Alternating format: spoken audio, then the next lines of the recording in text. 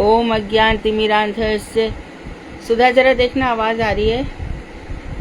ओम अज्ञानतिमिरान्धस्य। हरे कृष्णा।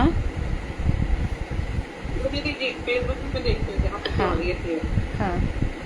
ओम अज्ञानतिमिरान्धस्य ज्ञानाञ्जनशलाकया चक्षुरुन्मीलितं येन तस्मै श्रीगुरुवे नमः। नमो महावदन्याय कृष्ण प्रेम प्रदायते कृष्णाय कृष्ण चैतन्य नामने गौरत्रिषे नमः।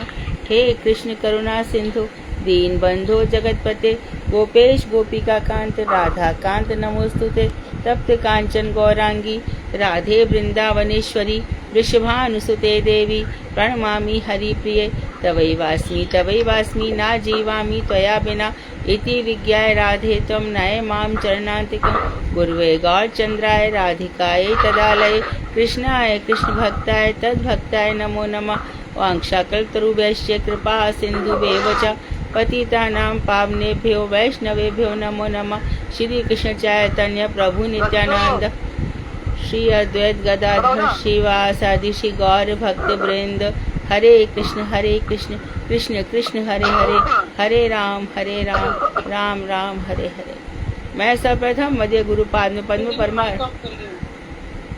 परमाराध्यतम प्रविष्टों विष्णुपाद अष्टोत्तर श्रीमद् भक्ति वेदांत श्री नारायण गोस्वामी महाराज मध्य शिक्षा गुरु पद्म परमाराध्यतम प्रविष्ट ओम विष्णुपाद अष्टोत्तर श्रीमद् भक्ति वेदांत श्री वामन गोसाई महाराज के अभय चरणार बिंद में अनंत कोटि दंडवत प्रणाम ज्ञापन कर उनकी हित कृपा की वांछा करती हूँ। माइक खुला है, माइक बंद करिए। संतोष दीदी माइक ऑफ करिए, थोड़ा ध्यान रखना करिए सब ना। दीदी प्रणाम मंत्र हो रहे, प्रणाम करें और आप अपने किसी को आवाज लगा के गेट खुलवा रहे हो प्लीज। मैं ग्रंथराज श्री भजन रहस्य तदई रचयिता ओम विष्णुपाद सत्यन श्री भक्ति विनोद ठाकुर के चरणार बिंद में अनंत कोटि दंडवत प्रणाम ज्ञापन कर उनकी अहित कृपा की प्रार्थना करती हूँ। मैं सभी वैष्णवियों के लिए यथा योग्य बंधन अभिवादन दंडवत प्रणाम करती हूँ। आवाज है ना सुधा? दीदी है, फेसबुक में भी है, चल रहा है। हाँ, तो कल हम अनर्थ पढ़ रहे थे और अनर्थ को हम एक बार खाली रीड करते हैं। समझ तो लिया ही था हमने कि जिसको माया घेर लेती है, जीव को माया से ग्रसित जीव अपने शुद्ध धर्म से विचलित होकर अर्थात उसको भक्ति करनी चाहिए भगवान श्री कृष्ण की, क्योंकि उनके अतिरिक्त उनका और कोई नहीं है। हमारा भगवान के अतिरिक्त और कोई भी नहीं है तो आजमा के देख लो। विचलित होकर मिथ्या भोक्ता का अपने को समझता है कि मैं वही संपत्ति का मालिक हूँ, इतना जेवर है, इतनी मेरे पास कार है, इतना ये सब है। मूर्ख कहीं का, जिसको सब कुछ छोड़ के जाना है उसी पर अभिमान करके जीवन बर्बाद करता है। तथा संसार में भ्रमण इसी प्रकार से फिर अगले जन्म में आ जाएगा, फिर अगले जन्म में आ जाएगा। ये कल हमने पढ़ ही लिया था। इन जीवों में 4 प्रकार के अनर्थ परिलक्षित होते हैं। तो स्वरूप भ्रम इत्यादि बताए थे। तो प्रयोजनहीन जिन चीजों की आवश्यकता नहीं है हम उनको इकट्ठा करके रखते रहते हैं, यही सबसे बड़ा अनर्थ है। जीव का तो प्रयोजन है क्या? एकमात्र कृष्ण सेवा, किंतु वह संसार में माया की सेवा में नियुक्त रहता है। ये सबसे बड़ा अनर्थ है। अनर्थों में सबसे पहले बताया स्वरूप भ्रम। स्वरूप भ्रम क्या है? शुद्ध जीव चित अणु है ना। जीवे स्वरूप है नित्य कृष्णदास। ममे वांशो जीव लोके, तो मेरा अंश है जीव, तो भगवान चित्तपुंज है और जीव चित्कण है। पहली बात, शुद्ध जीव चित अणु है और स्वरूपतः कृष्ण का नित्य दास है। 2 बात, जिस प्रकार प्राकृत इंद्रियों के द्वारा रूप रस गंध स्पर्श आदि को ग्रहण करते हैं, उसी प्रकार शुद्ध जीव क्या करता है? हम प्राकृत इंद्रियों के द्वारा शब्द रूप रस गंध स्पर्श 5 तन्मात्राएं कानों से सुनते हैं, नाक से सूंघते हैं, आंखों से देखते हैं। किस जगत को? इस जगत को, प्राकृत जगत को। तो लेकिन शुद्ध जीव हमसे डिफरेंट है।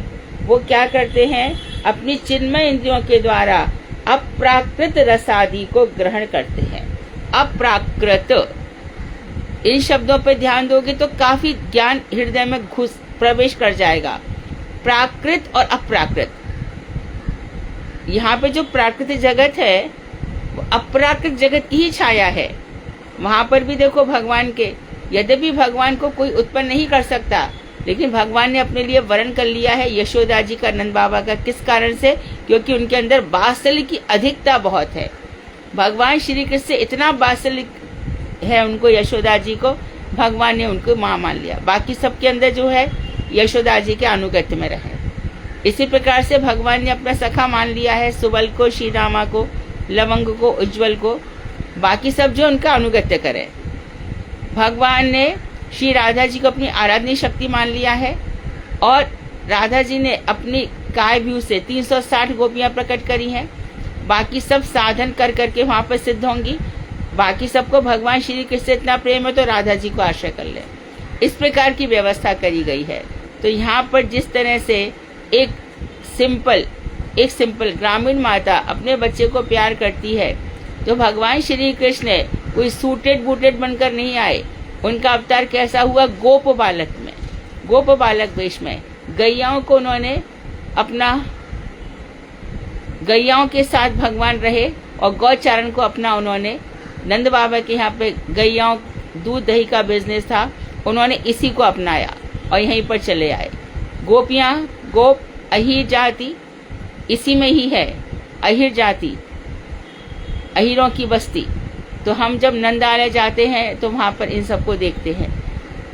गैयाओं को ये लोग बड़े प्रेम से रखते हैं। तो श्री कृष्ण ने इसी वंश में जन्म ले लिया इस जगत में। नित्य जगत में उनका कोई जन्म नहीं है। नित्य जगत में उनके माँ और पिता तो हैं, लेकिन एक प्रकोष्ठ में, दूसरे प्रकोष्ठ में राधा जी इत्यादि सखियां रहती हैं, मंजरियां रहती हैं। तो मुख्य बात यह है कि अप्राकृत प्रेम ही, लेकिन इसके बीच में एक चीज और आ जाती है, अदोक्षज, है ना। तो कभी कभी कहा जाता है अप्राकृत वस्तु नहीं, प्राकृत गोचर। प्राकृत आंखों से अप्राकृत वस्तु को नहीं देखा जा सकता, लेकिन अधोक्षर जो बीच में आ जाता है, इसका मतलब क्या हुआ कि अपनी योग्यता और अपने अधिकार से कृष्ण को देखा जा सकता है। जैसे कि सूरदास, उनको चिन्मय दृष्टि मिल गई। अर्जुन को उन्होंने क्या किया? भगवान ने दिव्य दृष्टि दी, अर्जुन को अपना विश्व रूप दिखाया। दुर्योधन के यहाँ भी उन्होंने दिखाया था। जब दुर्योधन ने कहा अपने कंचुकी से, द्वारपाल से, गृह्यताम इदम, इसको पकड़ लो, तो भगवान को जैसे पकड़ने गया, भगवान एकदम लंबे हो गए। कंचुकी बोला द्वारपाल, महाराज ये तो लंबे हो गए, उसका पाश नीचे ही रह गया। और कभी भगवान एकदम छोटे बन गए। तो भगवान ने विश्वरूप वहां भी दिखाया। और जब मैया को विश्वरूप दिखाया है, तब किसी प्रकार का कोई प्रयोजन नहीं था, कुछ भी नहीं था। मैया ने बस इतना ही कहा था कि तू झूठ क्यों बोल रहा है, तूने मिट्टी कहाँ खाई? बोले सारे जगत की मिट्टी तो मुझसे ही निकली है, जितने भी ये शरीर इत्यादि हैं सब मैंने ही बनवाए हैं। तो उन्होंने पूरे मुख में ब्रह्मांड दिखाया। तो यशोदा जी को जो ब्रह्मांड दिखाया है और अर्जुन को जो दिखाया है, उसमें थोड़ा अंतर है। यशोदा जी को एक के बाद एक ब्रह्मांड में सब कुछ दिखते जा रहे हैं, और अर्जुन जिसको ये लग रहा है कि मैं कैसे मारूंगा, उनको देख सब मुझसे ही निकले हैं, ये सब मरे पड़े हैं, तो इनको क्या मारेगा। तो इस तरह से भगवान अपना विश्व रूप दिखाते हैं। तो उसमें जो अधोक्षज भगवान है, हम उनको, मीरा ने अपनी आंखों से देखा, सूरदास ने अपनी आंखों से देखा। वल्लभाचार्य जी सखा भाव से श्री कृष्ण के साथ रहते थे, सखा भाव से उनके साथ गोविंद कुंड में कुंभनदास, ये सब भगवान श्री कृष्ण के दर्शन करते थे। और हरिदास का भी हम देखते हैं, हरिदास बिहारी जी को उन्होंने प्रकट किया। इस तरह से हमारे षड गोस्वामी दर्शन इनको होते हैं। तो जिसको चिन्मय हो जाएगा, तो जीव चिन्मय ही है, लेकिन माया का दास है और माया से ऊपर उठना भी नहीं चाहता। उसको लगता है कि ये सब जो दिख रहे हैं यही सच है, इनको हृदय में लगाकर मुझे बड़ी शांति मिलती है मेरी आंखों को। तो ऐसे लोगों को भगवान कभी दर्शन क्यों दे भला? देते भी नहीं और देंगे भी नहीं।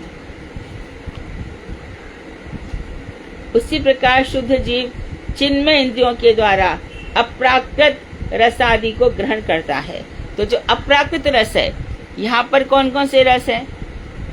12 रस ऊपर भी है, लेकिन जब उसकी इंद्रियां चिन्मय हो जाएंगी, अर्थात वह शुद्ध नाम ग्रहण करेगा अनर्थों से ऊपर, तब वह चिन्मय रस, तो उसको मालूम पड़ेगा कि वात्सल्य रस क्या है, श्रृंगार रस क्या है, सख्य रस क्या है, तब उसको समझ में आएगा। सख्य रस हमें समझ में आता है बल्लभाचार्य जी। बल्लभाचार्य जी भगवान श्री सूरदास जी को, सूरदास जी से भी परीक्षा ली, सूरदास जी को दर्शन हो रहे हैं, आज तो हरि नंगम नंगा, रोज ही सुंदर सुंदर दर्शन करते हैं। इसी प्रकार से जो अष्ट छाप के कवि हैं, 8 जो सखा है, इनको दर्शन होते हैं। हमारे रामानुजाचार्य को होते हैं, मध्वाचार्य जी को होते हैं। तो भगवान के दर्शन इन सबको होते हैं जिन्होंने भजन करते करते एक जन्म ऐसा आया जहाँ उनको भगवान के दर्शन हुए। लेकिन अभी भी हम यदि नहीं जागे, अभी भी हम नहीं जागे, उत्तिष्ठत जागृत प्राण बोधत, अरे जीव उठ जाग, विभावरी शेष आलोक प्रवेश, निद्रा छाड़ उठ जीव। अरे नींद छोड़ो, मतलब क्या, संसार को छोड़ो। तुम्हें छोड़ना तो पड़ेगा, छोड़ दे, खुद समझ के छोड़ते तो अच्छा है।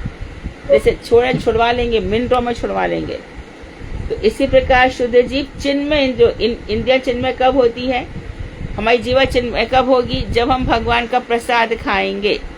और प्रसाद जब खाएंगे तब ये नहीं कि इसमें नमक कम है, कि मिर्च ज्यादा है, कि ऐसा बना है, कि वैसा बना है, वो प्रसाद सेवा नहीं होती।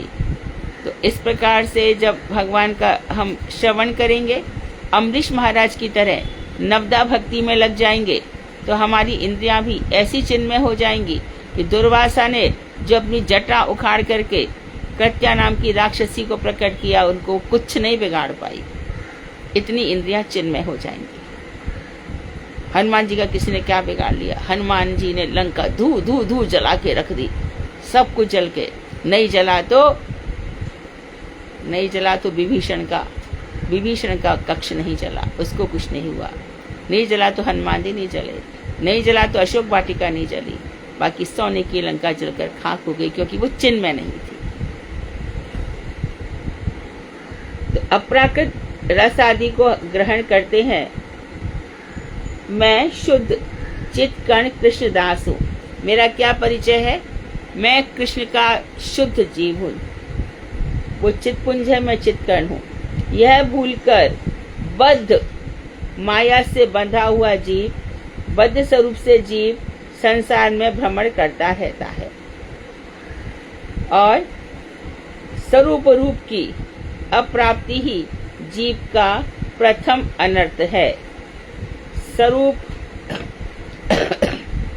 स्वस्वरूप की अप्राप्ति, अपने स्वरूप की अप्राप्ति, जो नित्य की मैं भगवान का दास हूँ, इसको प्राप्त नहीं कर पा रहा, ये उसकी समझ में नहीं आ रहा, उसके चिंतन में घुस ही नहीं रहा।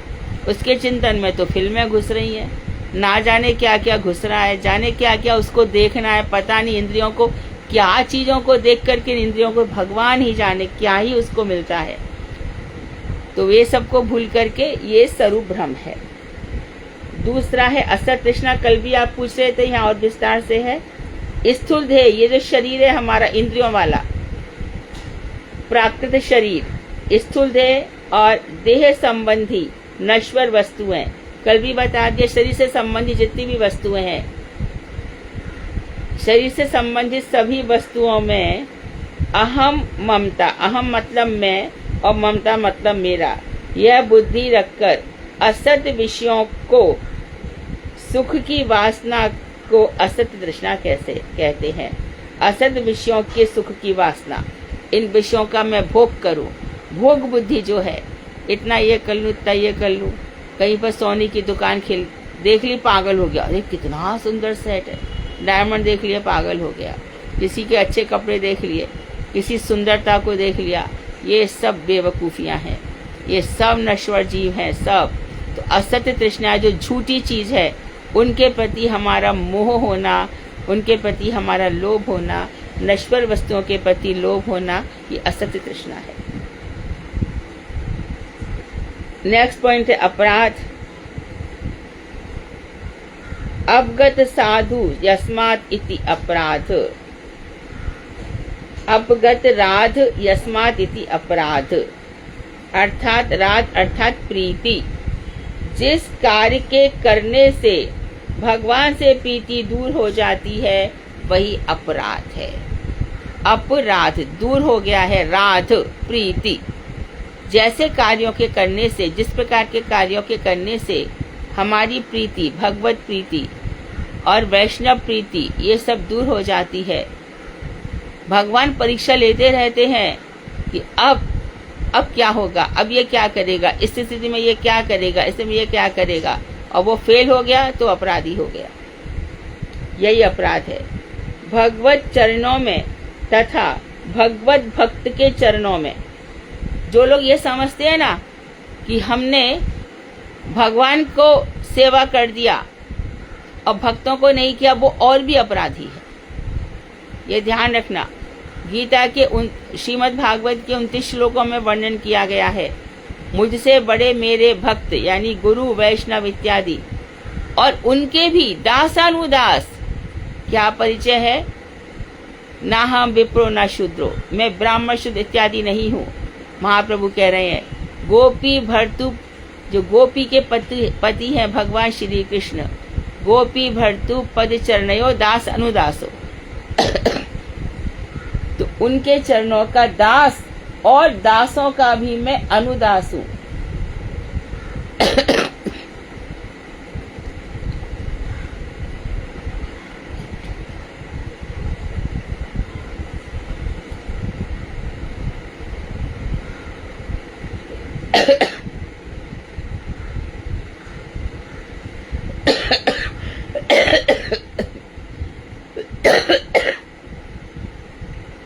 उनके चरणों में अपराध होने से भगवान से प्रीति कम हो जाती है।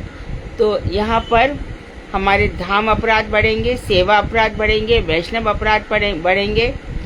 तो क्या होगा? उसका फल संसार में मोह ज़्यादा हो जाएगा और भगवान से प्रीति कम हो जाएगी। ध्यान रखो, अपराध होने से क्या होगा? संसार में मोह बढ़ता चला जाएगा। मठ मंदिर में बहुत से लोग आते हैं, वैष्णव अपराध करते हैं, आते हैं बहुत सोचकर कि मैं इतना भजन करूंगा, मैं साधु बनूंगा, सन्यासी बनूंगा, लेकिन फिर पता चलता है कि वो अपराधी होने के कारण, असत्य तृष्णाओं के कारण, मठ में आने से कितने ही लोगों के अंदर धन का लोभ हो जाता है, धन का लालच आ जाता है, प्रतिष्ठा का लालच आ जाता है, इसलिए वो वहाँ से भाग लेते हैं और फिर अपराधी हो जाते हैं और भगवान से प्रीति कम हो जाती है और वो शादी विवाह करके विषय सुख में लग जाते हैं। इससे तो हमें 10 नाम अपराध, 32 सेवा अपराध और बहुत से धाम अपराध हैं, इन सब से हमें बचना चाहिए। अब है हृदय दौर्बल्य। अनित्य वस्तुओं की प्राप्ति या अप्राप्ति में शोक मोह होता है।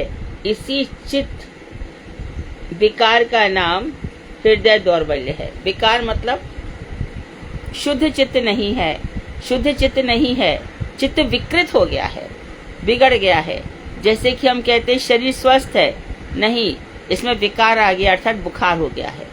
कोई तो चीज शरीर में ऐसी घुस गई है जो बुखार के बहाने बाहर निकल रही है और बाहर निकल करके अब बुखार का यानी कि उसको पथ्य दिया जाना चाहिए, ऐसी वैसी चीज है। कुपथ्य, खराब भोजन नहीं होना चाहिए, सुपथ्य मिलना चाहिए। मेरे गुरुदेव कहते थे कि ये जो मठ मंदिर है इसमें मैं रोगियों को लाया हूँ, यहाँ पे इनकी चिकित्सा होगी। काय के रोगी? यही हृदय दुर्बलता। अभी जो शोक मोह भगवान श्री कृष्ण का गता सुनश, जो उनके प्राण चले गए हैं और जिनके प्राण अभी जाएंगे, अर्जुन इस विषय में तू शोक मत कर। कोई कहीं नहीं गया है, सच्चे बता, किधर इधर ही सब घूम रहे हैं यही, किसी जन्म में कोई किधर भी नहीं गया। हाँ, जिसने भजन किया वो चला गया होगा नित्य जगत में, पर व्योम धाम में, जहाँ वैकुंठ है, यहाँ पर गोलोक धाम है, उधर चला गया होगा। बाकी सब यही घूम रहे, किसी भी रूप में है वो। ऐसा कभी नहीं था अर्जुन जब तुम नहीं थे, और ऐसा कभी नहीं था जब मैं नहीं था। अपनी अपनी इच्छाओं से, अपनी अपनी सेवाओं से, अपनी अपनी चेष्टाओं से जीव अपनी गति को इम्प्रूव करता रहता है, day to day, year to year, life to life, एक के बाद एक, एक के बाद एक। सब इधर ही है, सब कर्मों का भोग बनकर आया है। बस कोई इस रूप में आया, भगवान ये इसको बहुत ऐसा है, चलो इसको इसके जीवन में भेज दूं, अब ये सुधर जाएगा, अब इसको इस प्रकार से भेजो, सुधर जाएगा, अब ये मेरे पास आ जाएगा। ये तो हो गए भगवत कृपा वाले, और जो दुष्ट लोग हैं तो फिर माया उनके जीवन में ऐसी रूप भेज देती है। अभी देखो, अभी तो बात खुली गई है ना, हमारे मकान की जो बात है, तो पता चला कि वहां पर नाम नहीं ले सकते, है ना, तो उसके भाई को उसने ऐसा, जिसके एसोसिएशन से उसने ये गलत काम किया, मैं उसकी बात कर रही हूँ। दूसरे मंजिल में उसका भाई रहता था और वहां पर सांप आकर के उसको डस गया। अच्छे खासे बढ़िया घरों में सांप कहां से आ जाएगा, गांव का घर थोड़ी है। तो गर्भोदशई विष्णु इनकी प्रेरणा है। किया था पूर्व जन्म में ऐसा, या इसी जन्म में, या चल वो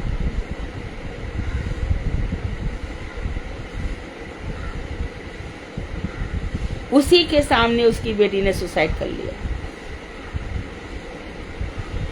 मत समझो कि गलत काम करके वो खुश हो रहा है, बिल्कुल नहीं होता भैया, बिल्कुल नहीं, ना करना।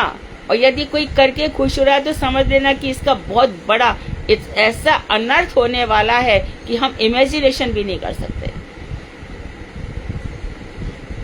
हम सोच भी नहीं सकते, ऐसी पटकी उसको पड़ने वाली है।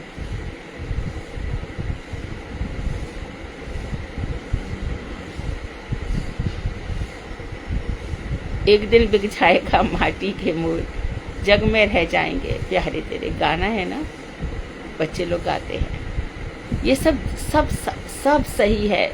इसलिए बिल्कुल संसार से आंखें खोल के रखो, मन की आंखें बंद रखो, नित्य निरंतर भगवान का भजन करो, रो रो के भजन करो क्रंदन, क्योंकि क्रंदन के इस लेवल पर ही भगवान प्रसन्न होते हैं। यही एक बड़ी साधना है। अनित्य वस्तुओं की प्राप्ति में खुश हो रहा है, बड़ा खुश हो रहा है, ये और वे और डांस और फांस जाने क्या क्या, और अप्राप्ति में शोक हो रहा है। इसे जनलोक तक के, जनलोक में तो हमारे ऋषि इत्यादि रहते हैं ना, जब किसी के मरने पर कोई रोता है तो बोलता है पागल, कल यही मरेगा। यक्ष प्रश्न था ये, कि संसार में सबसे बड़ा आश्चर्य क्या है, ये यक्ष प्रश्न है युधिष्ठिर जी से। यही आश्चर्य है, एक को मरते देखकर दूसरा सोचता है कि मैं भी जीवित रहूंगा, और फिर अच्छा मानो तो जीवित रह जा, चल रह जा, पाप ताप तो मत कर, दूसरों को कष्ट तो मत दे, इतना तो आवाज मत कर, थोड़ा ये सब तो कर ले कम से कम। इसी चित्त विकार का नाम हृदय दौर्बल्य है। बात बात में दुखी होता है, बात बात में चिंता करता है, बात बात में खुश होता है, बात बात में नाचता है। यो न हर्षति न द्वेष्टि न शोचति न कांक्षति, शुभ शुभ परित्यागी भक्ति मान्य समय प्रिया। 12वां अध्याय श्रीमद् भगवद गीता। उसी प्रकार से ब्रह्मभूत प्रसन्नात्मा ना शोचति ना कांक्षति। यदि तू भगवान में रमी गया है तो उनका ही स्मरण करना। ऐसी आत्मा ना शोक करती है ना इच्छा करती है।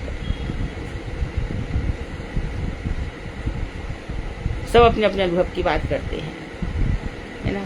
मेरी दादी, मेरे यंग चाचा मर गए थे, दादी शांत नहीं थी, एकदम शांत। और जब मेरे दादाजी मर गए तो मैं दादी के पास बैठी थी, मैं गर्मियों मई में मथुरा जाती थी ना, हम अम्मा कहते थे उनसे, तो मैं उनके पास, क्योंकि वो कथाएं सुनाती रहती थी, तो मैं अम्मा के पास ही दोपहर में लेट गई। अम्मा बोली लाली, मैंने कहा हाँ, मैं विधवा नहीं हूँ। मैं कि अम्मा कैसे? बोले मेरे पति कृष्ण हैं।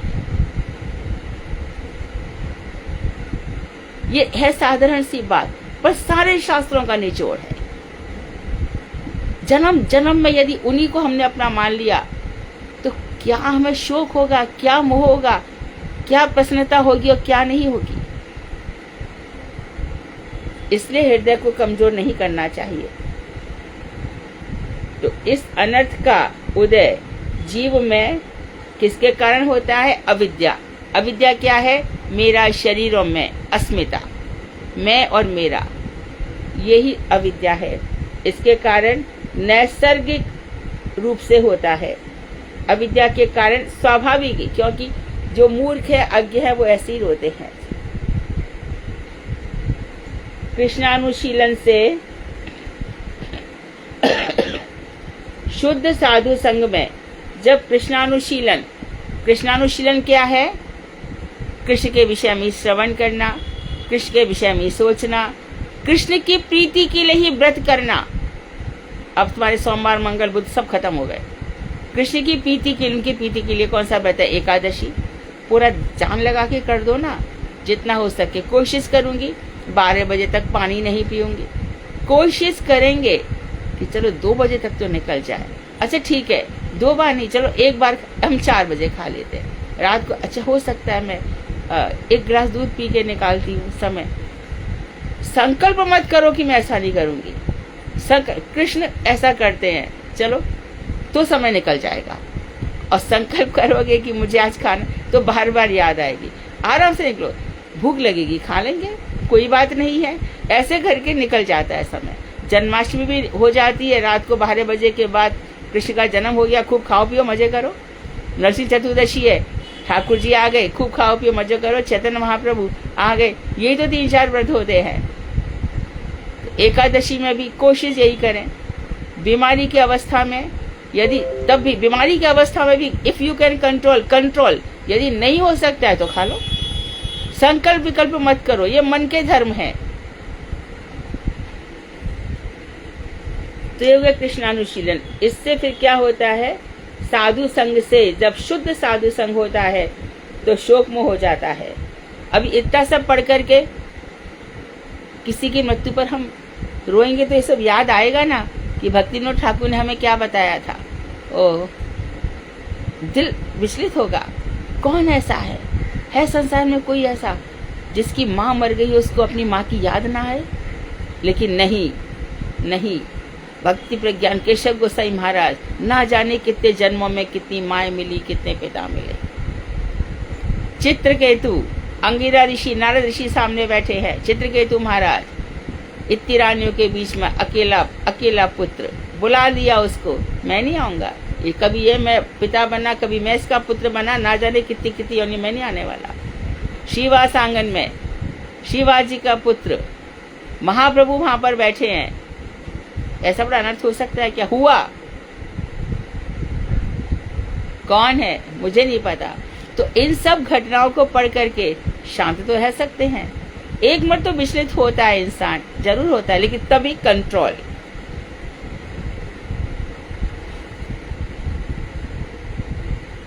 तो इस तरह से स्वरूप भ्रम अथवा तत्व भ्रम 4 प्रकार के होते हैं। तो अब इन्होंने बताया कि जो स्वरूप भ्रम की हम बात कर रहे थे, यह तत्व है। कौन सा स्वरूप? हमारा स्वरूप है, हम कृष्ण के दास हैं। तो वो भी बता रहे हैं कि 4 प्रकार के होते हैं। कैसे होते हैं? स्वतत्ते परतत्ते चा साध्य साधन तत्वयोः विरोधी विषये चैव तत्भ्रमा चतुर्विधाः। बद्ध जीव को 4 प्रकार के भ्रम होते हैं, स्वरूप भ्रम और परतत्व भ्रम। परतत्व भ्रम क्या? आगे स्पष्ट करेंगे भजन रहस्य व्रती में। परतत्व क्या है? भगवान से संबंधित। भगवान श्री कृष्ण कहते हैं मत्तः परतरम नान्यत् किंचिदस्ति धनंजय। हे धनंजय, हे अर्जुन, मुझसे श्रेष्ठ कुछ भी नहीं है, मुझसे श्रेष्ठ कुछ भी नहीं है। लेकिन हमें भगवान पता नहीं चलते, हम किस किस को भगवान मान लेते। तो स्वतत्व के बीच में, परतत्व के बीच में। और तीसरा भ्रम होता है क्या साध्य है, किसको प्राप्त करना है हमें इस जीवन में। हम कहते हैं कृष्ण ही भगवान है, परतत्व के बाद कृष्ण आएगा। तो साधन क्या है, क्या साधन करूं? तो इसका भ्रम रहता है मनुष्य को।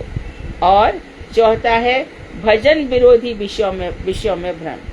तो भजन विरोधी बातों में तो इतना सुंदर खोल कर रख रहे हैं ना, मेरे गुरुजी का फेवरेट ग्रंथ है ये। तत्व भ्रम चतुष्ट बड़ई विभ्रम स्वयं तत्ते भ्रम आर कृष्ण तत्ते भ्रम साध्य साधने ते भ्रम विरोधी विषये 4 वेद तत्व भ्रम बद्ध जीव चये। अब भजन रहस्य व्रती बता रहे कि स्वरूप भ्रम अपने चित्त स्वरूप के अज्ञान के कारण, हम चित्त स्वरूप हैं अर्थात परम चिन्मय है, के कारण जीव को अपने स्वरूप का अनुभव नहीं होता। अपने स्वरूप का अनुभव नहीं होता। किसके कारण? कारण क्या बता दिया? कारण बताया है अज्ञान के कारण। अज्ञान के कारण अब जो हम सुन रहे हैं ये ज्ञान है, ये किसके कारण मिला है? विशुद्ध शाश्वत धारा, विशुद्ध सनातन परंपरा, भक्ति विनोद धारा, जिसके सेनापति हैं रूप गोस्वामी, सनातन गोस्वामी, जिसके सेनापति हैं हमारे प्रभुपाद, भक्ति सिद्धांत सरस्वती प्रभुपाद, हमारे नारायण गोस्वामी महाराज, वामन गोस्वामी महाराज, भक्ति वल्लभ तीर्थ गोस्वामी महाराज, हमारे ये सब भक्ति विज्ञान भारती गोस्वामी महाराज, भक्ति वेदांत त्रिविक्रम गोस्वामी महाराज, इन लोग के दर्शन कर ये सब, और अभी जो नई परंपरा में है ये सब इसके वाहक है। तो जीव को अपने स्वरूप का अनुभव नहीं होता अज्ञान के कारण। अज्ञानी को कौन जीव होता है? इसकी भोग बुद्धि होती है ना, वही अज्ञानी होता है।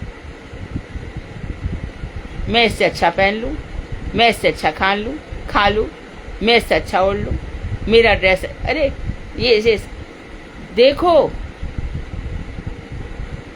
भोजन है ना, मिल बांट के खाना चाहिए।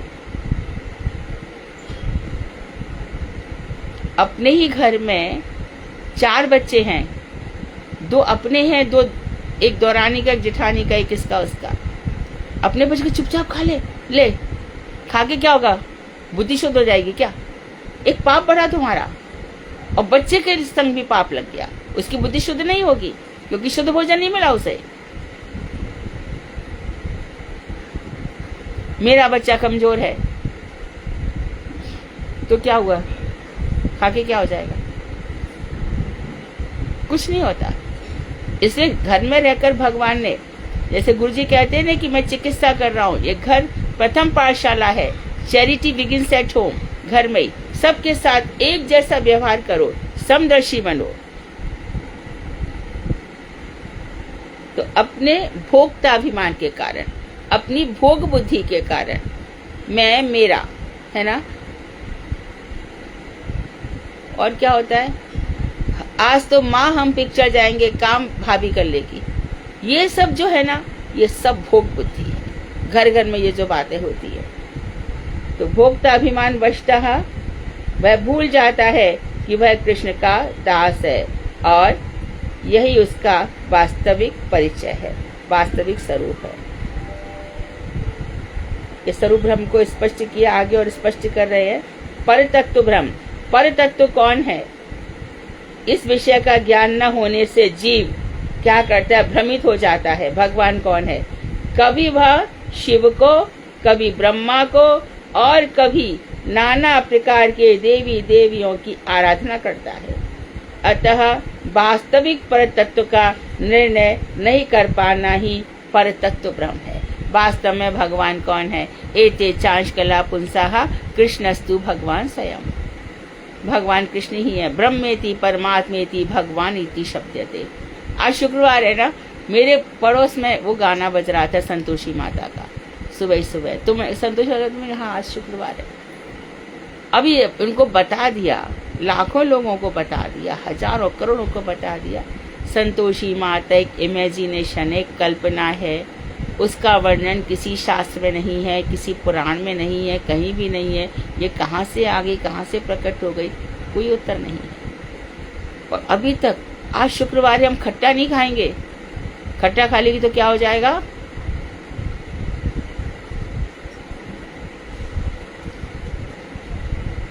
करवा चौथ, मैं करवा चौथ 1000 बार करने को तैयार हूं, यदि करवा चौथ करने वाली कभी विधवा नहीं हुई हो तो।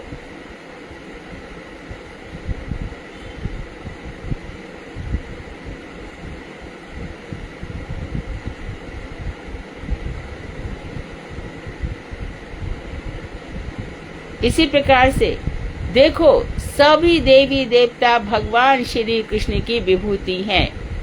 अरे वो डर, हमें डर लगता है। हम इतने दिनों से शंकर जी की आराधना कर रहे थे, हम इतने दिनों से गणेश जी को मान रहे थे, इतने दिनों से हमारे घर में तो दुर्गा देवी मानी जाती है। पहली बात तो तू जाने कितने घरों में जन्म ले चुका है, कितनी बार ले चुका है, कोई वंश परंपरा नहीं है। कभी हम मुसलमान, कभी हिंदू, कभी ब्राह्मण, कभी शूद्र, ना जाने क्या क्या बनकर पैदा हुए अपनी अपनी इच्छाओं के अनुसार। अच्छा ठीक है, एक कुल में जन्म लिया, हो सकता है तुम्हारा पूर्व संबंध हो, तो पर देवी देवता ये तो बदलते रहे ना। मेरी माँ के यहाँ पर अलग देवी की पूजा होती है और ससुराल में कुल देवी अलग है, तो क्या हुआ मेरी पुरानी वाली देवी नाराज हो गई? या वर्तमान में अरे हमारे ही नहीं संप्रदाय में, सभी संप्रदायों में ऐसा कहा जाता है कि भगवान का भोग लगा करके देवी देवताओं को अर्पण किया जाए तो देवी देवता आकाश तक उछल उछल कर नाचते हैं कि आज हमारे भगवान का प्रसाद इसने हमें दिया।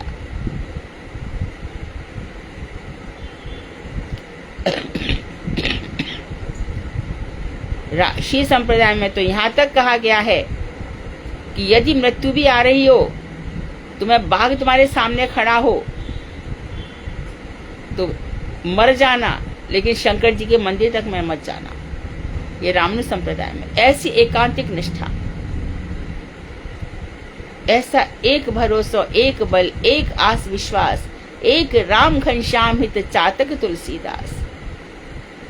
मेरो मन सूरदास, मेरो मन अनंत कहाँ सुख पावे, जैसे उड़ जहाज को पंक्षी फिर जहाज पे आवे। सूरदास प्रभु कामधेनु तज छेदी कौन दुहावे, कामधेनु भगवान श्री कृष्ण। उनको छोड़ करके मैं बकरियों को क्यों दुहूंगा, मैं उनका क्यों भजन करूं। मीरा, मेरो तो गिरधर गोपाल, दूसरो ना कोई, जाके सिर मोर मुकुट मेरो पति सोई।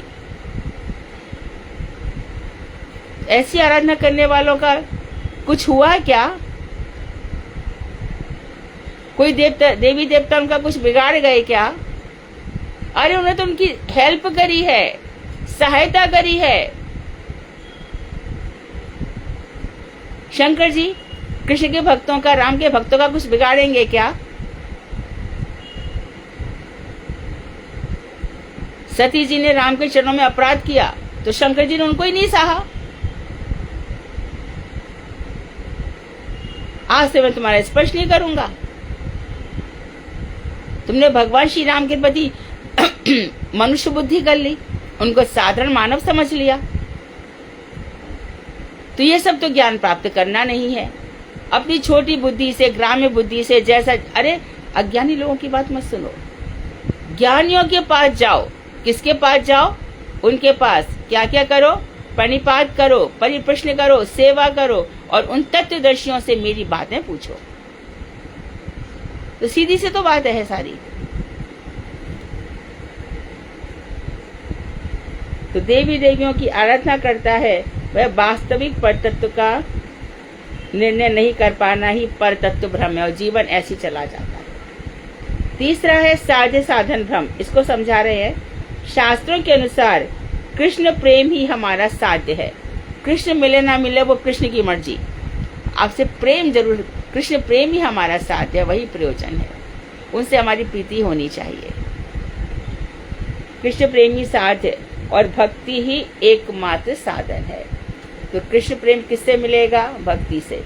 कोई टपका दे, श्रीमन महाप्रभु के संपर्क में जो आया है ना, जितने भी लोग संपर्क में आ गए वो क्या बन गए? सब कृष्ण प्रेमी बन गए, महाप्रभु प्रेमी बन गए।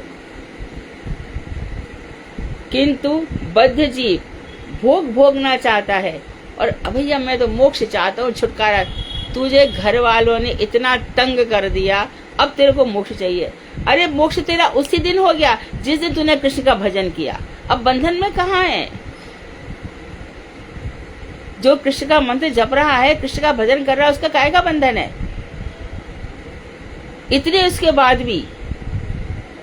बाद भी ये हमारा रिश्तेदार लगता है, ये हमारा, ये तुम्हारा मोह नहीं छूट रहा। मृत्यु सामने खड़ी है, फिर कब छोड़ोगे? भगवान ऐसी परीक्षा लेते हैं और तुम परीक्षा में फेल हो गए।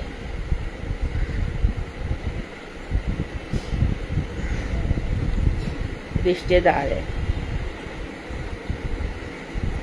2 दिन विपद आने तो पता चलेगा कितने रिश्तेदार हैं।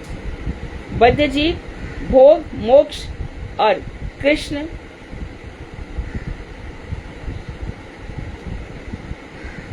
कृष्ण प्रेम में से हमारा क्या साध्य है?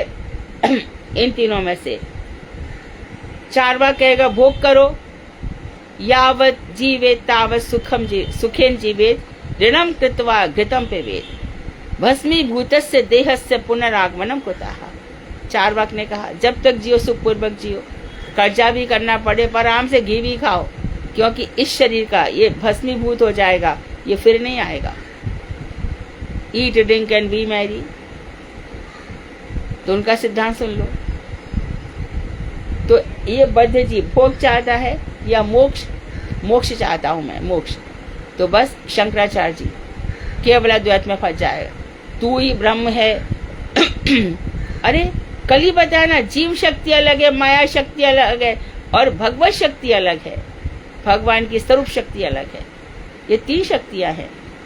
जीव शक्ति तो भगवान कैसे, ब्रह्म कैसे हो गया? क्या है तेरे अंदर ऐसा ब्रह्म होने के लिए?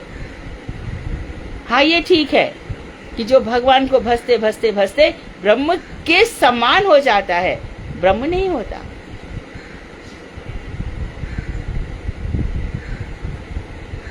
कर्म ज्ञान और भक्ति में क्या साधन है?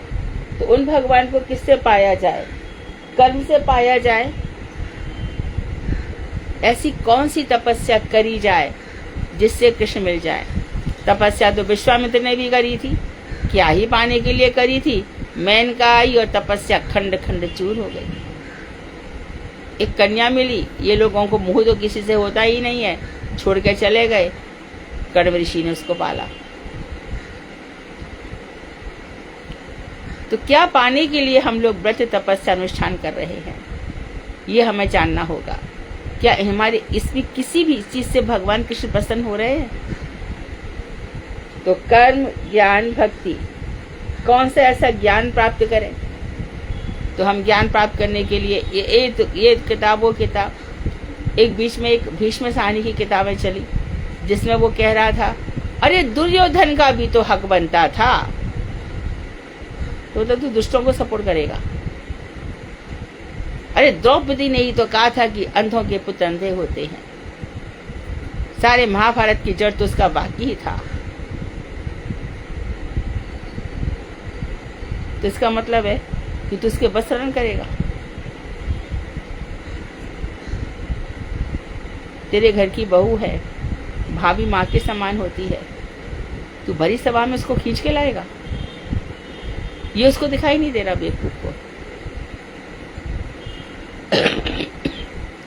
इनको कहते हैं झिंगुर जुगनू लोग।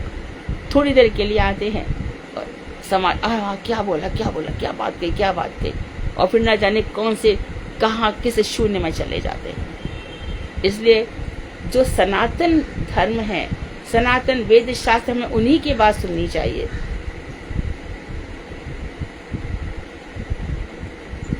तो भोग मोक्ष और कृष्ण प्रेम में हमारा क्या साध्य है, क्या हम किस चीज के लिए प्रयास करें, और कर्म ज्ञान और भक्ति में हम कौन सा साधन अपनाएं, इसका निर्णय नहीं कर पाना, यही सबसे बड़ा साध्य साधन भ्रम है। साध्य निर्णय नहीं होने से, साध्य मतलब हमारा लक्ष्य, यदि हमने कृष्ण साध्य हो गया कि कृष्ण को प्रेम करना है, शिव जी को करना है, ब्रह्मा जी को। देखो वैष्णवा नाम यथा शंभु, कौन ऐसा वैष्णव जो शंकर जी से प्यार नहीं करता? हमारे सदाशिव तो अद्वैताचार्य बनकर आए, हम क्यों नहीं उसे प्रेम करेंगे? है ही हमारा कौन? परंतु पाना तो कृष्ण को है ना।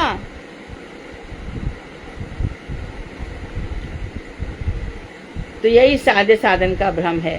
साध्य निर्णय नहीं होने से साधन का भी निर्णय नहीं हो सकता, तथा साधन के बिना साध्य की प्राप्ति भी नहीं होती। साधन मत करो, नाम जप मत करो। कितने ही अभी ऐसे लोग हैं जिन्होंने सब कुछ छोड़ छाड़ करके वृंदावन में रह रहे हैं, पता चला 1 लाख 2 लाख 3 लाख तक नाम जप रोज करते हैं। उन्नत विचारधारा, बड़ी भारी उन्नत, काफी सिंपल लिविंग, हाई थिंकिंग, बहुत सिंपलिसिटी के साथ रहो, सादगी के साथ, और विचार उन्नत हो। ये झकझक कपड़े पहनना, ये सब पहनना, ये सब मत करना कभी भी। जितना हो सके शांत, एकदम सादगी के साथ। वैष्णव कृपा से ही भक्ति को श्रेय के रूप में जानने का सौभाग्य प्राप्त होता है। जब वैष्णव कृपा हो जाएगी तब हमें पता चलेगा कि श्रेय हमारा क्या है, कल्याण क्या है। भक्ति ही करने से हमारा कल्याण होगा। तुम्हारा अशेष कल्याण हो, संपूर्ण रूप से कल्याण हो। कैसे? तुम भजन करो। इस प्रकार की बातों से प्रेम भी दो प्रकार का होता है, ऐश्वर्य परक तथा माधुर्य परक। ऐश्वर्य परक द्वारका में, माधुर्य परक और मथुरा में। माधुर्य परक ब्रज में, वृंदावन में। ब्रज देवियों के अनुगत्य में राधा कृष्ण की प्रेममयी मधुर सेवा ही सर्वोत्तम साध्य वस्तु है, ऐसा आचार्यगण निर्णय करते हैं। तो ब्रज में चले जाओ, बस वहाँ हमारा सब कुछ मधुर है, मधुराति मधुर है। हमारी यमुना भी मधुर है, हमारे करील कांटेदार वृक्ष भी मधुर है, हमारी सांकरी खोर भी मधुर है, हमारे यहाँ पर राधा जी के, अलता जी के निशान है, ललिता जी के, वो भी मधुर है। हमारा ऊंचा गांव भी मधुर है, हमारे जो सघन वृक्ष हैं, मानगढ़, दानगढ़, ये सब मधुराति मधुर है। हमारी फिसलनी शिला भी मधुर है। हमें तो व्योमासुर गुफा देखने भी बड़ा आनंद आता है। जगह जगह कृष्ण के चरण चिन्ह दिखाई देते हैं। हमें तो भोजन थाली देखने में भी हमारे तो आंसू भी, क्या कृष्ण अभी तक छोड़ गए निशान, अभी तक छोड़ गए। हर कृष्ण देखो, इन्हीं निशानों के साथ, इन्हीं चिन्हों के साथ इस शरीर को उठा लेना। बाद में कोई चिंतन मत देना जो वापस इस संसार में आप फेंक दोगे। हमें कुछ नहीं है हमारे लिए, यहाँ पर कुछ भी नहीं है। इधर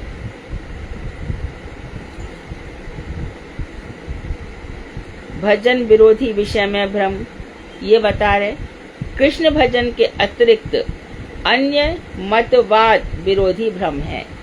अन्य मतवाद, जो कृष्ण को छोड़ करके जो अन्य मतवाद है, कितने ही सारे मत हैं। वेदांत में कितने ही सारे मत है। बौद्ध मत, जैन मत, पाशुपत, प्रतिविज्ञा दर्शन, रस विज्ञा, यानी कितने ही प्रकार के मत हैं। प्रारंभ में तो 6 हुए थे। सृष्टि के प्रारंभ में जब वेद वेदांत लिखे गए तब सांख्य योग, सांख्य शास्त्र, न्याय, सांख्य न्याय योग, वैशेषिक, पूर्व मीमांसा, उत्तर मीमांसा, अब 6 के 360 बन गए। अब तो रोज नए नए मत निकलते हैं। द आर्ट ऑफ लिविंग, और न जाने कहाँ कहाँ से धाराएं निकल जाती हैं, नए नए स्ट्रीम्स निकल जाते हैं। लेकिन हम सनातन धारा को पकड़ के चलेंगे। तो ये सब भजन के विरोधी हैं सब। विशेषतः मायावाद के द्वारा चित्त मलिन होने से जीव विवेक शून्य हो जाता है। तो भक्ति का विरोधी सबसे बड़ा मत क्या है कि अहम ब्रह्मास्मि, मैं ही ब्रह्म हूँ। ये इस प्रकार का विचार होना, ये सबसे बड़ा भजन का विरोधी है। इससे क्या होता है, जीव का विवेक एकदम खत्म हो जाता है और जीव एकदम विवेक से रहित हो जाता है। क्योंकि जीव, अरे तू ब्रह्म है भैया, तो बता दे आज तक ब्रह्म बना कौन? एक जीव तो बता।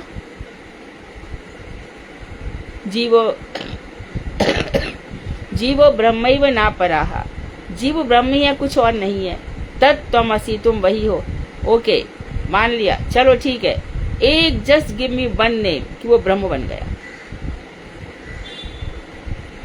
तो ऐसे इमेजिनेटिव वाले बहुत सारे मत हैं, मनगढ़ंत, काल्पनिक, शास्त्र सम्मत नहीं है। और हम जीवन वो जिएंगे जो शास्त्र से सम्मत है, जो हमारे गुरु जी ने बताया है, जो हमारी गुरु परंपरा है। मैं क्यों टाइम वेस्ट करूं, ये सब क्यों सुनूं, क्यों सोचूं, क्यों ये करूं, ऐसा मन में आना चाहिए।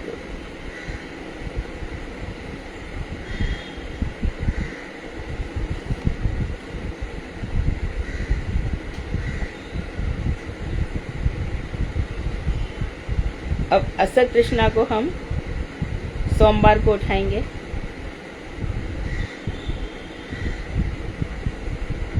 स्वरूप ब्रह्म हमारा हो चुका है 4 प्रकार का। अब असत कृष्णा भी 4 प्रकार की होती है। इसको हम सोमवार को उठाएंगे। विस्तार से पढ़ेंगे तभी सब बातें खुलेंगी, है ना। वांक्षा कल्पतरुवैश्य कृपा सिंधुभ्येव च पतितानां पावनेभ्यो वैष्णवेभ्यो नमो नमः।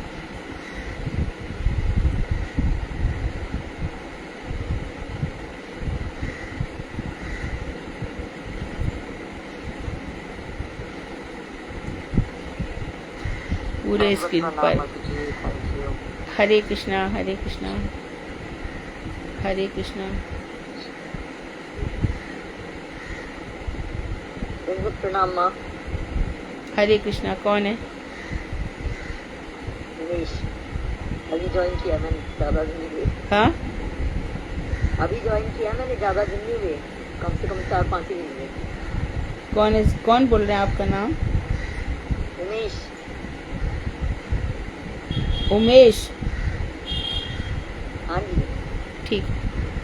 गुरुजी ने क्या नाम दिया है? इंदुलेखा। हाँ, इंदुलेखा। उमेश इंदुलेखा। ठीक है, हाँ। ठीक है, ठीक है। हरे कृष्णा। हरे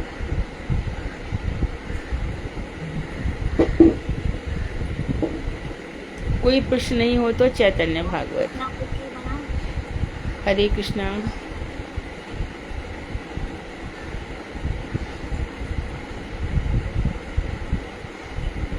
कोई प्रश्न नहीं है ना? सारी चीजें खुलेंगी इसमें एक के बाद एक।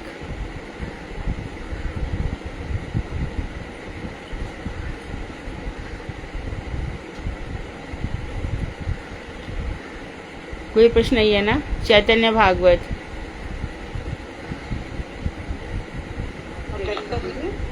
हाँ जी, तैयार।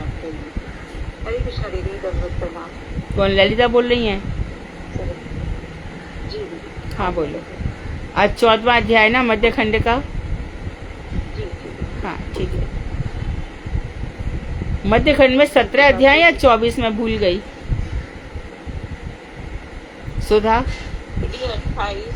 28 है। 27-28 के करीब है जी। 27 से 28, ठीक है।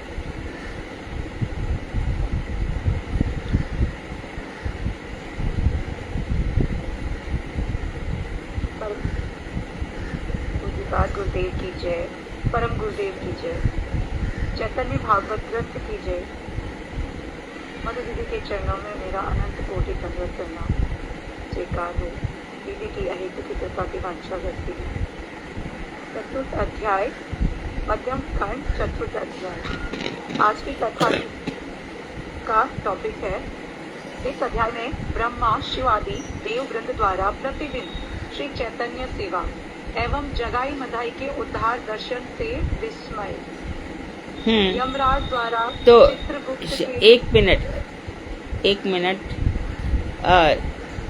भगवान शंकर नवद्वीप में कहाँ पर बैठ करके भगवान महाप्रभु की आराधना कर रहे हैं? बताओ जल्दी, 1 सेकंड में।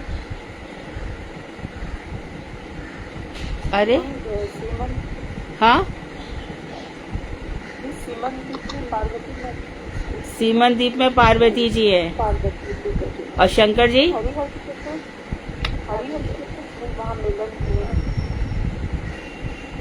शंकर जी कौन से द्वीप में महाप्रभु की आराधना कर रहे हैं? वेरी बैड यार। जहाँ पर प्रौढ़ा माता जी है वहाँ पर नहीं नहीं नहीं, वहाँ शंकर जी थोड़ी है। विमला भाभी, आपको भी नहीं पता? इतनी दफे गई हो। हाँ, yes yes yes, right, रुद्रदीप।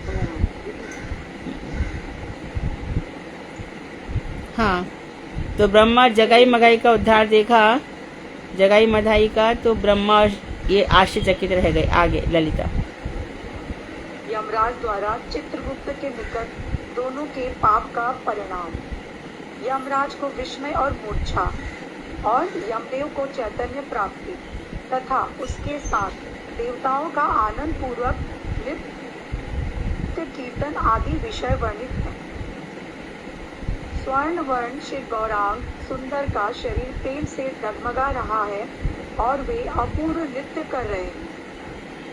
Brahma शिवादि Devgan नित्य प्रति आकर श्री चैतन्य देव की सेवा किया करते थे।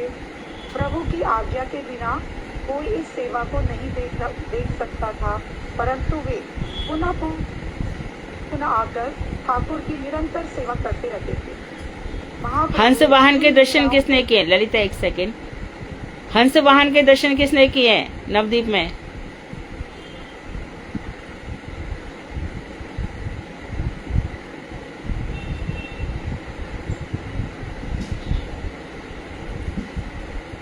किसी ने किए हैं कि नहीं? राधे राधे जी के हंस वाहन के दर्शन आपने किए ना? लता अग्रवाल आप हो क्लास में? नहीं है। बोलो बिमलो भाभी, क्या दर्शन किए? क्या कथा है हंस वाहन की?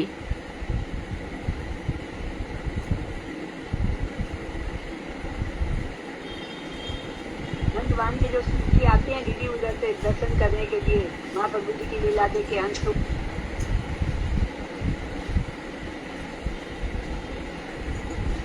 हरे कृष्णा। हरे कृष्णा दीदी। हाँ, शिव जी से पहले कौन आता है? ब्रह्मा जी अपने हंस पर बैठकर महाप्रभु का नृत्य देखते हैं और प्रसन्नता से खूब उछलते हैं महाप्रभु की। क्या लीला कर रहे हैं महाप्रभु, कितना सुंदर। निताई नेचे जाए मारा गौरे नेचे जाए, रांगा पाए शोभा नुपुर करती शोभा पाए। हमारे नित्यानंद ठाकुर नर्तन करते हुए जा रहे हैं, हमारे गौरांग महाप्रभु नर्तन करते हुए जा रहे हैं। रांगा पाए, पैर के नीचे लालिमा आ रही है, क्योंकि चरण कमल है ना, कमल के नीचे लालिमा आ रही है। रांगा पाए शोभा नुपुर, नुपुर पहन रखे हैं, कति शोभा पाए। तो वहां पे इतने लक्ष लोगों के साथ महाप्रभु नाम संकीर्तन कर रहे हैं, नृत्य चल रहा है। तो ब्रह्मा जी आगे अपने हंस पर बैठकर फटाफट देखने गए, तो बहुत खुश हो रहे हैं। और खुश होकर के उधर से जब ऊपर की तरफ चले तो शंकर जी पूछे, क्या देख कर आए हो ब्रह्मा, इतने खुश क्यों हो रहे हो? बोले देख जाकर के महाप्रभु का रूप धारण किया, कैसा नर्तन कर रहे हैं हमारे कृष्ण भगवान। ऐसे कहा तो बोले मेरी सवारी तो नंदी है, चलता नहीं है, बहुत धीरे धीरे चलता है। कोई बात नहीं, तुम मेरा हंस ले जाओ। तो शंकर जी उस हंस पर बैठते हैं और बैठ करके फिर नीचे देखने आते हैं। तो जो हंस वाहन है, हंस जिनका वाहन है, फिर आप जाकर देखोगे तो शंकर जी एकदम प्रसन्नता से मूर्छित अवस्था में है और ऐसे लेटे हुए हैं आनंद से। तो बहुत सुंदर दर्शन है ये हंस वाहन के सुवर्ण विहार के पास। नेक्स्ट टाइम जाओ तो देख के आना। आगे चलो। परिक्रमा वहाँ नहीं ले जाती है? चाहती है ना, सुवर्ण विहार को छोड़ करके। हाँ, लिखते तो वो हमेशा है, उसमें लिखते हैं, लेकिन इतना रश होता है ना, जाना मुश्किल है। हम लोग हमेशा जाते हैं। फर्स्ट टाइम गई थी ना, इसलिए फर्स्ट टाइम गई थी तो मुझे याद नहीं है। अच्छा। जब हम सुवर्ण विहार से नरसिंहपल्ली जाते हैं ना, तो सुवर्ण विहार के पास ही पड़ता है ये, स्वरूपगंज, वहीं पर। आगे महाप्रभु जिन लीलाओं को सारे दिन किया करते थे, देवगण उन्हें सदा देखा करते थे और प्रभु के शयन करने पर वे सब अपने अपने घर चले जाया करते थे। दोनों ब्रह्म दैत्यों का उद्धार देखकर वे आज इस पर विचार करते हुए आनंद से चले जा रहे थे। अहो, श्री चैतन्य देव में ऐसी भी करुणा है, वे प्रभु ऐसे जनों का भी उद्धार करते हैं। अब हमें तो यह आशा हो गई है कि हम भी अवश्य पार हो जाएंगे। इस प्रकार परस्पर बड़े आनंद पूर्वक वार्तालाप करते हुए देवगण चले जा रहे थे। प्रभु के समीप धर्मराज भी नित्य आया करते थे। उन्होंने स्वयं श्री चैतन्य महाप्रभु के कार्य। धर्मराज और यमराज एक ही हैं, ध्यान रहे। धर्मराज और यमराज एक ही हैं। यमराज ने चित्रगुप्त से पूछा कि इन दोनों चित्रगुप्त यमराज का कौन है? मुनीम, अकाउंटेंट, हम सबका लेखा जोखा उनके पास ही है। यमराज ने चित्रगुप्त से पूछा कि इन दोनों की क्या क्या पाप थे और उनकी कैसे निवृत्ति हुई। तब चंद्रगुप्त ने कहा, धर्मराज सुनिए, उनके चंद्रगुप्त नहीं, चित्रगुप्त। चित्रगुप्त ने कहा। सॉरी, चित्रगुप्त होगा ना, हाँ,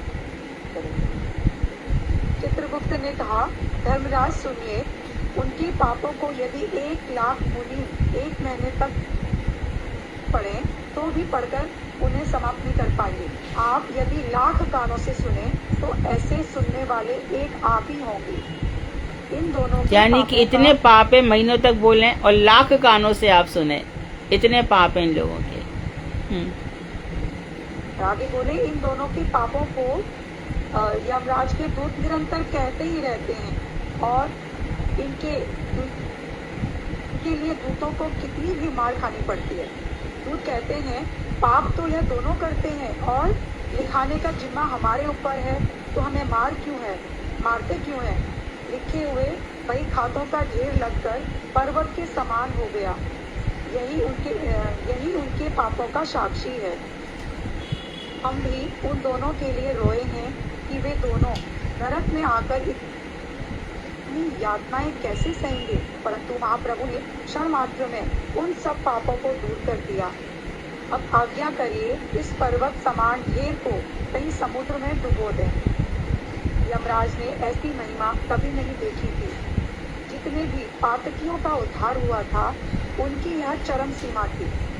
यमराज का वैष्णव स्वभाव है और भागवत धर्म के मर्म को जानने वाले हैं। जब उन्होंने चित्रगुप्त द्वादश महाभागवतों में जैसे नारद जी हैं, ब्रह्मा जी हैं, शंकर जी, उसी प्रकार से यमराज भी एक है।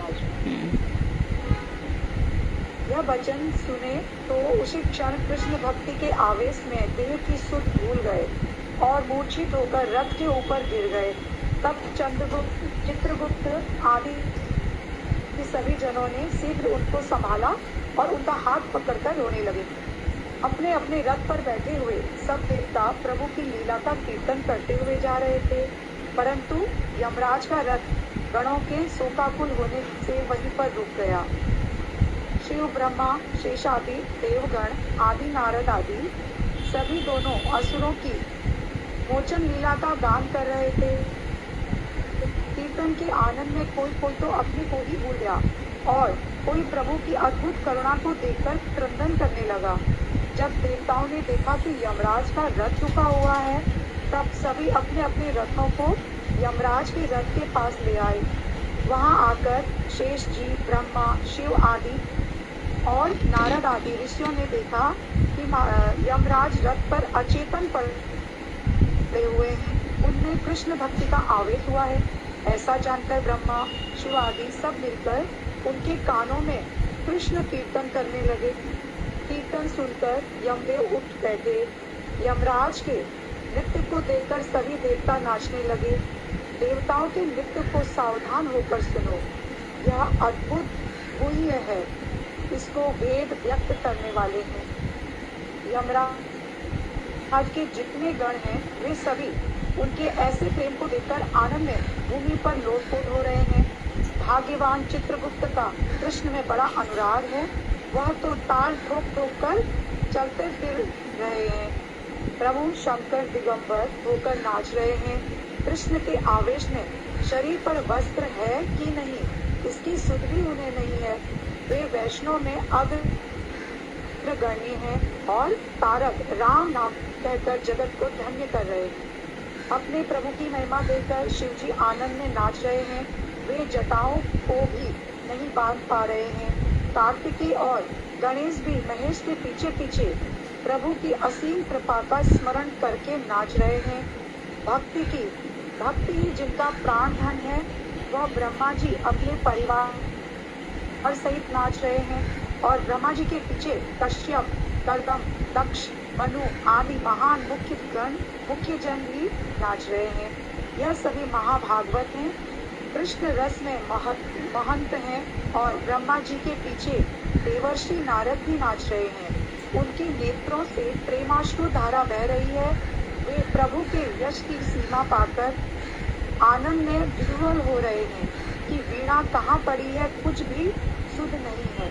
श्री चैतन्य देव के प्रिय भक्त व्रत श्री सुखदेव भी नाच रहे हैं। श्री सुखदेव भक्ति की महिमा जानते हैं। वह जगाई मगाई का नाम लेकर धूल में लोटपोट हो रहे हैं।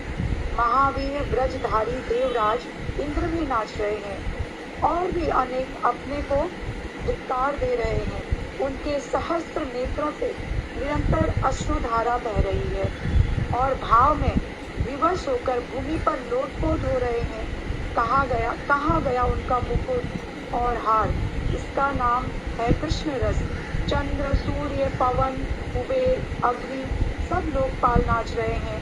सबके मन में उल्लास है, हर्ष से सब छोटे बड़े का भेद भूल गए हैं। परस्पर एक दूसरे को भी कितनी बार धक्का दे रहे हैं, तब भी उन सबका बड़ा आनंद आ रहा है। प्रभु भगवान जिनका नाम है श्री अनंत देव, वे गरुड़ के साथ नाच रहे हैं और सबके मध्य में सहस्त्र वदन शेष जी सहस्र नहीं, सहस्र सहस्र सहस्र सहस्त्र वदन शेष जी गौरचंद्र अवतार तथा ब्रह्म दैत्य के उद्धार का कीर्तन कर रहे हैं। महाप्रकाश को देखकर कोई रो रहा है, कोई हंस रहा है और कोई कहीं मूर्छित होकर पड़ा है। कोई कहता है कि गौरचंद्र का प्रभाव बहुत अच्छा है, बहुत अच्छा है। धन्य है जगाई मगाई। कृष्ण यश के सुमंगलमय नृत्य गीत के कोलाहल से आकाश पूर्ण हो रहा है। उस मंगल ध्वनि से सत्य लोग आदि को जय कर स्वर्ग, मृत्यु तथा पाताल को भर दिया। ब्रह्म दैत्य उद्धार की चर्चा के अतिरिक्त और कुछ नहीं सुनाई पड़ रहा था। इस प्रकार महाभागवत गण, देवगण कृष्णाद्वेष में अपने अपने लोक को जा रहे थे। प्रभु गौरचंद्र की जय हो, सर्व जीव लोक नाथ की जय हो, श्री चैतन्य जीव की जय हो। संसार तारक आप धन्य हैं। श्री कृष्ण चैतन्य और नित्यानंद चांद के गुणों को वृंदावन दास गान कर रहे। हरे कृष्ण। वांछा कल्पतरुभ्यो कृपा सिंधुभ्यो पतिता नाम पावनेभ्यो वैष्णवेभ्यो। तो भगवान श्री कृष्ण श्रीमन महाप्रभु के रूप में आए हैं। इस जगत को उन्होंने उद्धार किया है। इसको देख कर के सभी देवता, सभी ईश्वर जितने भी हैं, ब्रह्मा जी, शंकर जी, सब बहुत प्रसन्न हैं और यमराज भी। कीर्तन आज अच्युत प्रिया तुम्हें गाना है।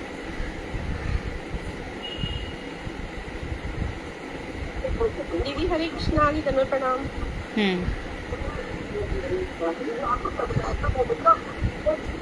दीदी आवाज आ रही है? हाँ हाँ। हरे कृष्णा। राधे जय जय माधव दईते, राधे जय जय माधव दईते, गोकुल तरुणी मंडल महिते, राधे जय जय माधव दईते, दामोदर रति वर्धन देते, हरिणी राधे जय जय माधव दईते, वृषभानुदति नभ शशि लेखे, ललिता शशि ललित दिशाते, राधे जय जय माधव दईते, राधे जय जय माधव दईते, करुणा करुमणि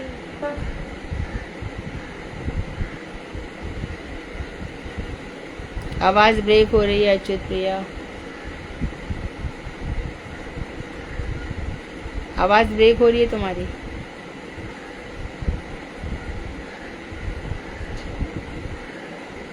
इनका शायद नेट का प्रॉब्लम होगा दीदी, वृंदावन में है ना। अच्युत प्रिया दीदी आपकी आवाज नहीं आ रही। हरे कृष्णा। लगता है नेट ही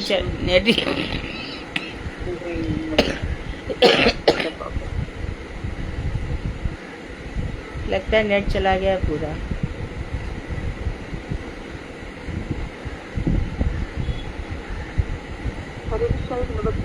आगे मैं पूरा कर दूं। अच्युत प्रिया तुम्हारे नेट का प्रॉब्लम है। वृंदावन पे आपको आवाज आ रही है? हाँ, बीच में चली गई थी। हाँ दीदी, हाँ नेटवर्क प्रॉब्लम है। दंड प्रणाम दीदी। हाँ, गोवर्धन कब जा रही हो?